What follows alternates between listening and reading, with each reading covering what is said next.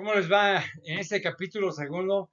Les ofrezco disculpas porque no logré despedirme de ustedes en el capítulo número uno. Lo que pasa es que, ya sabe, de pronto se va la luz o me interrumpió toda esta historia. Así son las computadoras, ¿no?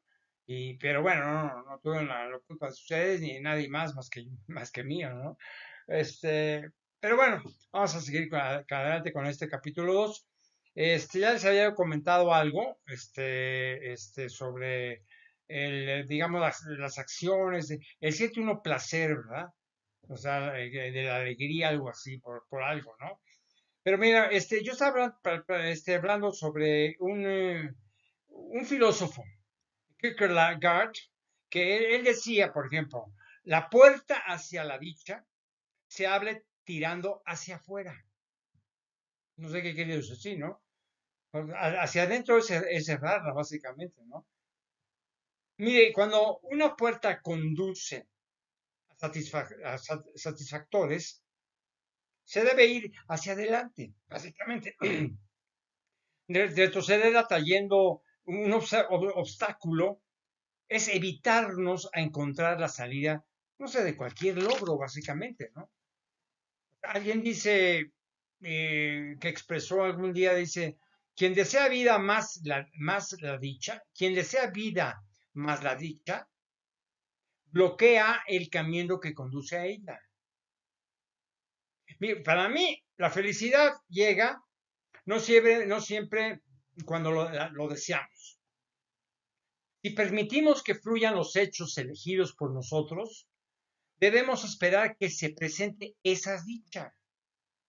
Cuando alguien dice, por ejemplo, un hombre y una mujer, observa, por ejemplo, que los encantos estéticos de su pareja solo son dados cuando se encuentra, no sé, en una delineada disposición, un estado de excitación sexual.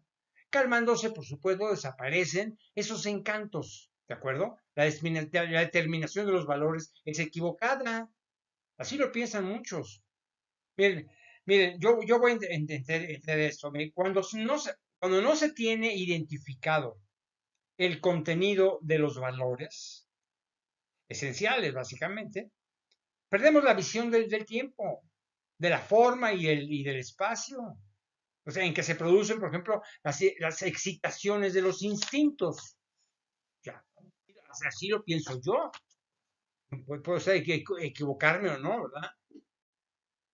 Yo entiendo, por ejemplo, hay algo subjetivo. O sea, hay subjetividad de los instintos. Es como los instintos son invisibles, eso sí. A nuestro control los imaginamos. Y en ocasiones, no sé, percibimos sus significados. Puede llegar a ese sentido, ¿no? O sea, toda persona, por ejemplo, representa algo único que se produce solamente una vez. ¿Por qué? Porque a pesar de, no sé, de una vida efímera, parece sí del ser humano. Eso es, parece sí del ser humano. O sea, cada uno se diferencia de otro en la misma expresión. Cuando algunos piensan que es indiferente, no sé, el puesto que ocupa una persona en la vida profesional, o que el trabajo, por ejemplo, que realiza también. Lo importante es cómo trabaja y si ocupa o no el lugar en el que se haya situado, ¿no? Mire, yo así lo pienso.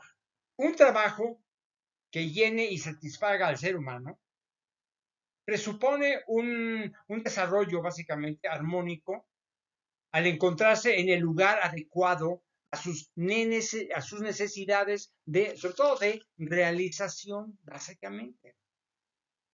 Hay gente que piensa pues, que existen valores creadores y vivenciales. Se menciona así. Hay valores creadores y vivenciales, ¿de acuerdo? Entonces, yo entiendo esto. A la vida se le asignan, o sea, diferentes valores por saber vivir en equilibrio y poder desarrollar la belleza o armonía en los hechos. Ojalá que me entiendan lo que estoy diciendo, ¿no? Es algo que que se me ocurre a mí. Por ejemplo, cuando alguien piensa que estos valores se logran a través de, no sé, de la entrega de la belleza, de aquello que nos emociona, por ejemplo, ¿no? Yo entiendo que normalmente las emociones gratas, tienen formas bellas de expresión. Yo creo que es muy simple llegar a esa conclusión, ¿de acuerdo? O sea, por ejemplo, hay gente que piensa, por ejemplo, que por la grandeza de un instante, por la grandeza de un instante, se miden, por ejemplo, en ocasiones la grandeza de toda una vida. Así se piensa. Yo entiendo, el momento de intenso de una realización que llena toda aspiración humana justifica el haber nacido. Si es que de alguna manera trasciende, sobre todo si trasciende, por supuesto, ¿no? O sea, hay gente que piensa, por ejemplo, un solo instante, por ejemplo, un solo instante pleno de dicha, por fugaz que sea, puede proyectar retrospectivamente un sentido sobre la vida entera, ¿no? Bueno, yo pienso sí. Si un instante, por ejemplo, creativo, emocional, decisivo, es gozoso en plenitud, entonces nos entera de que valió la pena vivir. Ya con eso nos va a enterar de que valió la pena vivir, ¿no? Hay gente, por ejemplo, que piensa en la posibilidad para realizar, por ejemplo, los valores de actitud. Se da siempre cuando un hombre o mujer se enfrenta con un destino que le deja otra opción que afrontarlo, básicamente, ¿no?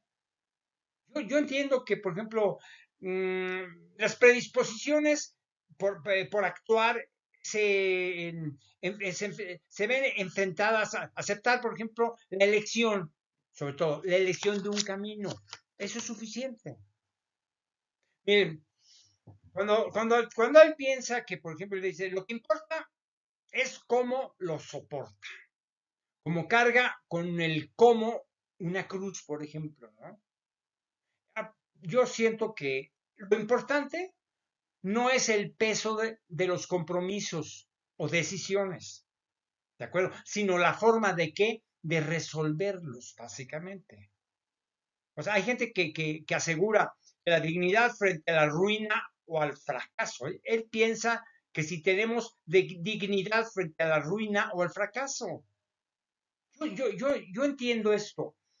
Ante la adversidad, la ofensa, el rechazo, la discriminación o la explotación, existe el orgullo de una sana retirada. O sea, ¿qué dice?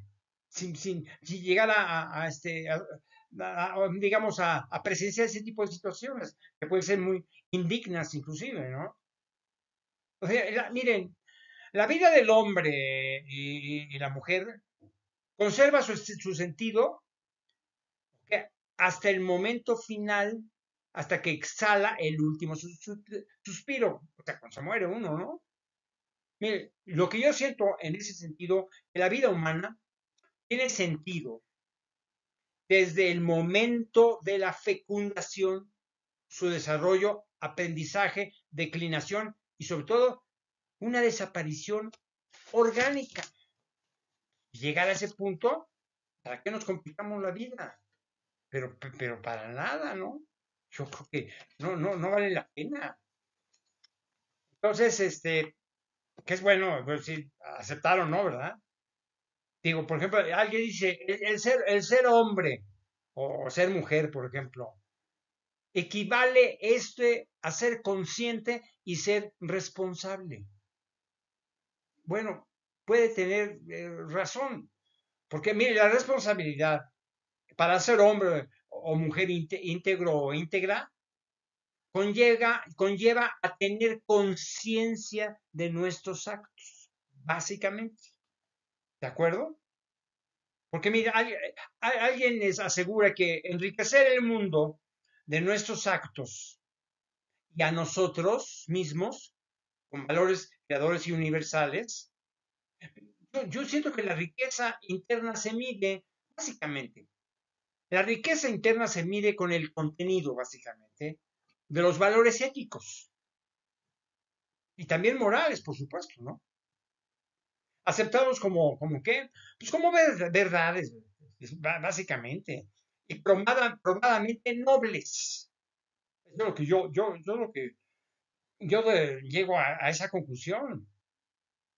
Por ejemplo, hay algunos que piensan que, por ejemplo, el que permanece obligado a la alegría no cumple con su deber. Fíjense, como el que viaja en un tren de espaldas a una espléndida puesta de sol, por ejemplo, ¿no? O quienes teniendo, por ejemplo, frente a sí un manojo de rosas perfumadas, interpone un periódico.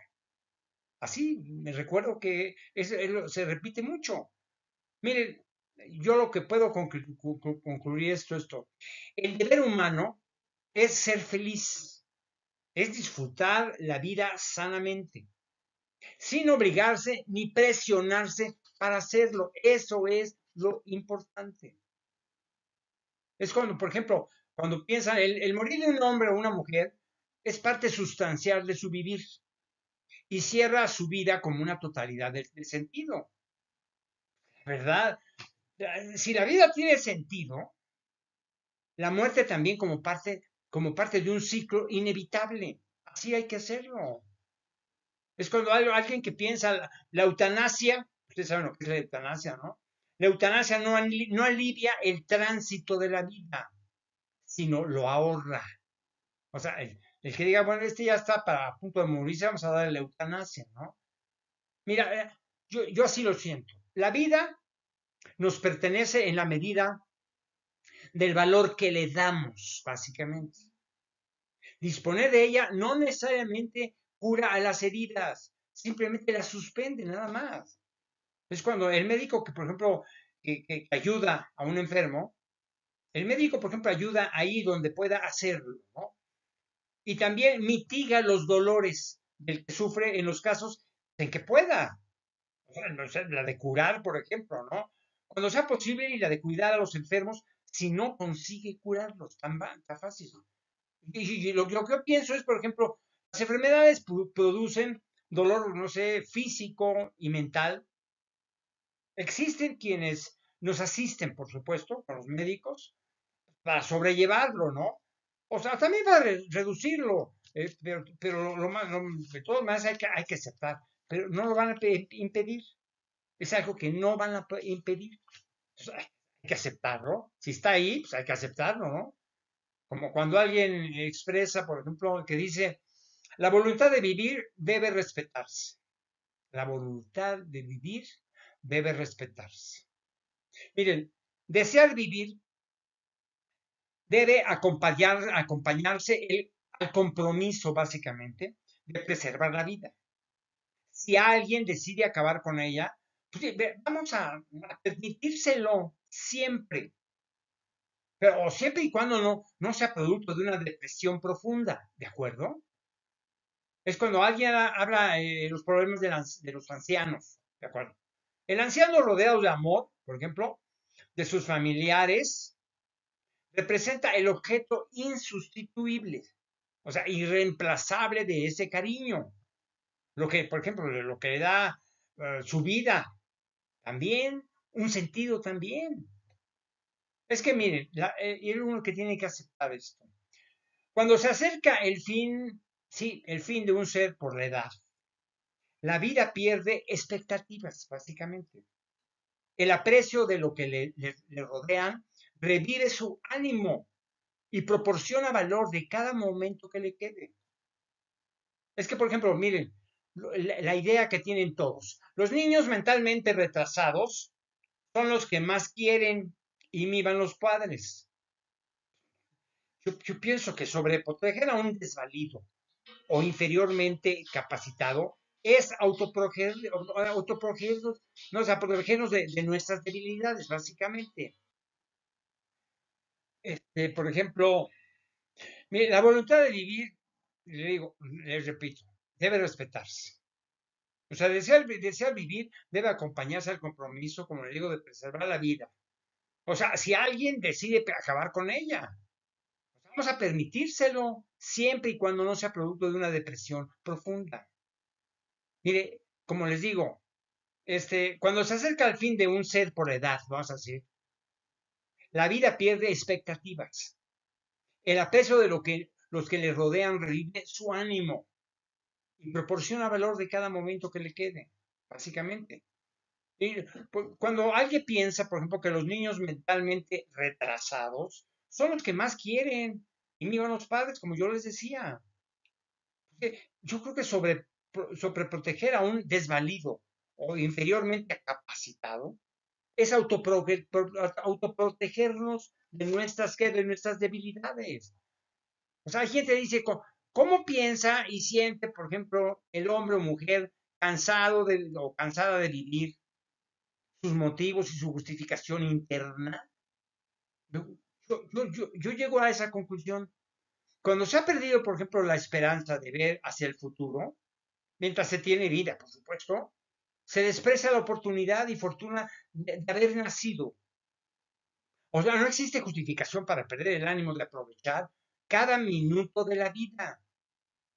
Por ejemplo, alguien que piensa mucho dice que una situación, por desesperada que sea, no ofrece salida a través del suicidio. Entonces, yo reitero esto. O sea, no debemos perder de vista que ya los había comentado, del suicidio, por ejemplo, viene precedido de un estado depresivo profundo que alcanza su nivel de saturación, sobre todo en un momento determinado. Llegó, uno tiene que aceptarlo con mucha tranquilidad, lo que yo creo, ¿no? Hablando de eso, y ya lo había yo comentado, alguien que decía un suicidio podría estar, no sé, dicen, una que otra vez, justificado por un sacrificio conscientemente ofrecido. O sea, aunque normalmente nacen en un resentimiento, básicamente, ¿no? Yo pienso, y voy a reiterar nuevamente, yo creo que ya lo mencioné en otras cosas, todo sacrificio humano lleva implícita una dolencia emocional, ¿de acuerdo? No deja de ser un escape a la imposibilidad de ver la vida de su contenido positivo, ¿de acuerdo? Porque hay gente que dice, no, el suicidio no tiene nunca una justificación moral. Bueno, está bien, de acuerdo. Quien por alguna enfermedad terminal decide suicidarse, ni para ni para la sociedad, pues es moralmente aceptable. Por lo menos no permite la sociedad esto como una moralmente aceptable. ¿Por qué? Hay gente, por ejemplo, que asegura y lo reitera que el suicidio tiene su origen en una psicopatología. Ya los había yo comentado esto en alguna vez. ¿Por qué? El suicidio debe considerarse, por ejemplo, como producto de un trastorno psíquico, donde el valor de la vida pierde sentido por un momento, inclusive, ¿no? Se presenta porque, no sé, por la suma de represiones y tensiones. Es lo que hay que entender. Y entenderlo para no hacer sufrir a la gente, ¿no? Cuando quiere suicidarse, ¿no? Hay personas que dicen, pues debe evitarse el sentimiento de fatiga por existir. Así dice, ¿no? Dice, quien se cansa, por ejemplo, de la vida, es que no la entiende, básicamente, o no comprende el significado de haber nacido. Hay gente que pregona que la libertad del hombre o la mujer no es precisamente, no sé, una libertad de algo, sino una libertad para asumir una responsabilidad. Así lo dicen y lo aseguran. Miren, yo entiendo. Quien es esclavo puede ser irresponsable por sus ataduras obligadas. La libertad no es para el exterior, sino para sí mismo o sí misma, ¿de acuerdo? O sea, alguien dice, debe darse a la vida, no sé, un contenido, huir de nuestra desolación, por así decirlo, en que se vive, ¿no? Mire, la verdad, sin los contenidos necesarios, básicamente, para darle sentido a la vida, la soledad hace acto de presencia. Porque yo sé que algunos aseguran que el suicidio es la evasión de la vida. O sea, un ser dañado, yo así lo aseguro, un ser dañado emocionalmente, escapa de sus propias presiones. ¿Para qué? Enfrentar los retos del vivir, básicamente. Es un enfrentamiento consigo mismo, o consigo mismo también. Es lo que yo pienso. Por ejemplo, alguien dice, al suicidarse un hombre o una mujer, no se desembaraza de aquello de que huye, ni le deja en paz, y no encuentra tampoco lo que busca, como la solución de un problema. Por ejemplo, no se resuelve echando, por ejemplo, la vida por la borda. Entonces, yo es lo que yo voy a decir. Los problemas no se terminan o desaparecen por, no sé, por el hecho de morir, cuando estos forman una cadena humana donde parte de ella es sustituida por una argolla. O sea, no enfrentar los retos de la vida es sinónimo de una, no sé, de una debilidad, por así decirlo. Hay gente que dice, no debe abandonarse la lucha por vivir, bajo ningún concepto. No debe abandonarse la lucha por vivir bajo ningún concepto. Bueno, yo sí aseguro esto. El esfuerzo por preservar la vida es de valientes, básicamente, que reconocen la fortuna, sobre todo de nacer. Eso es lo más importante. La fortuna de nacer le da un valor a la vida misma, para todos. Yo lo que es, por ejemplo, y el que intenta suicidarse, esa es otra cosa que yo lo había intentado ahí en otros libros. El tratamiento para el suicidio, por ejemplo, terapéutico, somática, por así decirlo, social, lo debe hacer con un tratamiento psicoterapéutico y hipoterápico también. Mire, la verdad, y es lo que yo siento, siendo las depresiones un detonante de la autoflagelación, su cura es necesariamente psíquica. Así yo lo siento. Por ejemplo, alguien dice, no podemos borrar del mundo todas las causas de la desventura humana. No sé, para se desviar de su propósito, pues, o sea, quienes deciden suicidarse, básicamente, ¿no? Yo les digo a muchos, y lo aseguro, que es lo que yo me informo, mi manera de pensar. Debemos aprender a vivir con la desventaja de la imperfección humana, que genera, por ejemplo, los problemas, adaptándonos y sobrellevándolos, básicamente. O sea, hay gente que asegura que debe uno sobreponerse interiormente a su desventura, no sé, fortaleciéndose en ella y mostrándose a la altura de su destino, aun cuando algo les falte. Yo les digo, digan, mire, cuando uno se enfrenta básicamente al problema, básicamente, se resuelve la mitad de su influencia dañina, básicamente. Es como, por ejemplo, decía Federico Nietzsche, Federico Nietzsche, el filósofo, quien dispone de un porqué para vivir, es capaz de soportar con cualquier cómo. Bueno, es una cosa filosófica, hay que analizarla, ¿no? Hablando del porqué y del cómo, ¿no? O sea, mire, cuando hemos encontrado, no sé, el sentido de la existencia, resulta más sencillo buscar las formas de enfrentarla. Ese es mi punto de vista. Hay gente que dice y grita que no existe nada que más ayude al hombre o a la mujer a vencer las dificultades objetivas que la conciencia de tener una misión que cumplir. Miren, yo les aseguro, una vida madura, sin proyectos, es desperdiciar lo aprendido en la niñez y adolescencia. Grábense eso.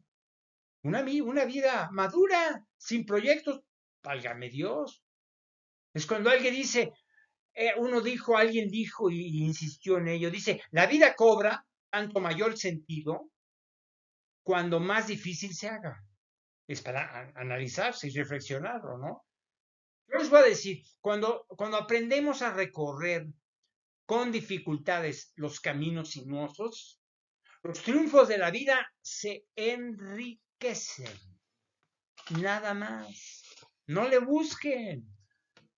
Se van a enriquecer por eso.